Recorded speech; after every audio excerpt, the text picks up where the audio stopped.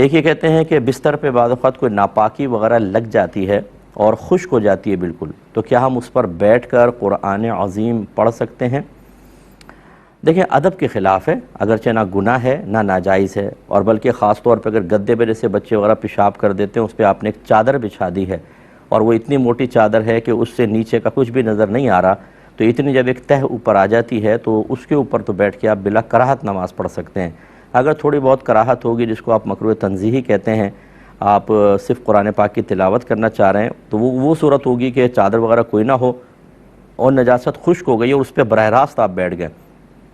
تو یہ مکروہ تنزیہی ہے، زیادہ تحریمی وغیرہ نہیں ہے۔ ہاں، اگر آپ نماز پڑھ رہے ہیں،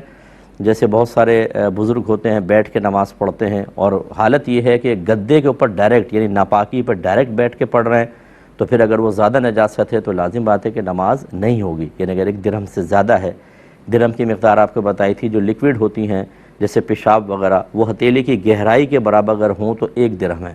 جیسے آپ اس پہ پانی ڈالیں، جب ٹپکنے لگائے تو رک جائیں، یہ 1 درہم کہلاتا ہے۔ اگر گدے پہ نجاست 1 درہم سے زائد ہے اور اس پر بیٹھ کے نماز پڑھی تو ہوگی نہیں۔ اگر 1 درہم کے برابر ہے تو نماز ہو جائے گی، لیکن واجب العیادہ ہے، دوبارہ پڑھنی ہوگی، اور 1 درہم سے کم ہے تو نماز ہو جائے گی، لوٹانا سنت ہے،